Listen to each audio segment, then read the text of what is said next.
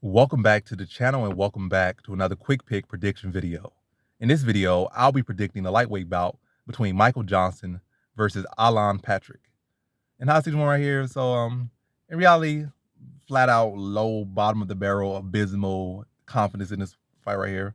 Because it's a Michael Johnson fight. It would have been like 19 and 17. That is not a guy to be confident in. Alan Patrick, disgusting last performance. He should have just retired after that. That was disgusting. But hey, if I was in his shoes, maybe I'd be understanding. Like, he clearly probably could have fought some more, but he was getting murked. And like maybe like said, I'm gonna take this easy way out and then try to I don't know.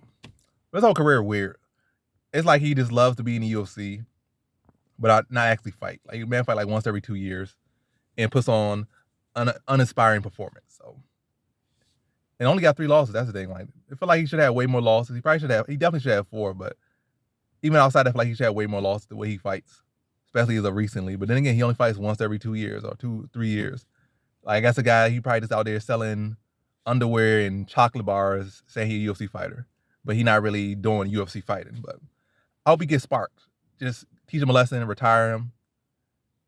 So like stop these people from just being like this ugly trend of like, oh, I just want to hug on to the UFC and make $2,000 a fight instead of actually going out there, maybe going to another league and actually fighting. I'm a fighter, let me fight. But I don't know, maybe a jiu-jitsu coach, maybe this, maybe that. But clearly, I don't know, they hung up on the UFC brand and it's disgusting. Like, I understand it, but I'm not understanding the value of UFC name, but you're not UFC caliber, you no longer that, you no longer fighting. This is the holding on to that, this to be a UFC fighter, this to be a UFC butt boy. That is disgusting. And I hope he gets sparked up for it. And that's kind of personal. Especially the last fight. Easy money. He took the easy way out and cost a lot. Well, he didn't cost nobody no money, I don't think. Because, like I said, it was a no contest or something like that. But either way, disgusting. Very disgusting. But yeah, with the Michael Johnson fight, Michael Johnson the type of guy that will knock out the best guy in the world or one of the best guys in the world and lose to mediocre cans. And he doesn't do that well when he's the favorite. So it's probably be a case where, even though his Alan Patrick takedowns are so telegraphed and so ugly, Michael Johnson probably will end up on the bottom and allow himself to get laid and prayed, or maybe even potentially tapped out. If Alan Patrick had a good like ankle locks or leg locks or any submission like heel hooks or anything like that, I would pick Alan Patrick. But he has no submissions, I think, even on in his career. So he does got the skills or at least the pedigree, but I haven't seen like any leg attempts. So if he had that in his, like I said, in his arsenal or had shown a history of doing that, I would have picked him. But just off more so this.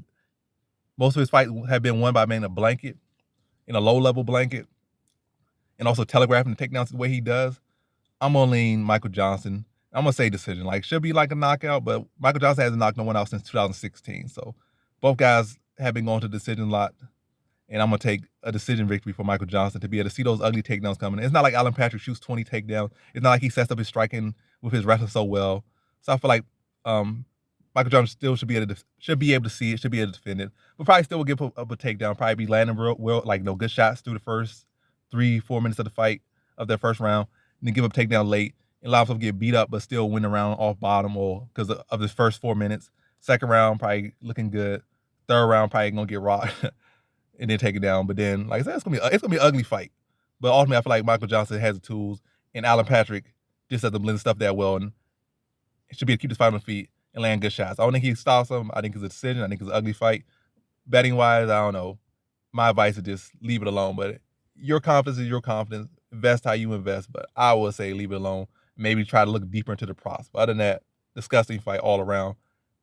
And I hope somebody puts Alan Patrick in there with some guy that's going to not work like a Mason Jones or one of these guys that's like up and coming and not worried about his grappling. Just go out there and spark him and put him out of the UFC.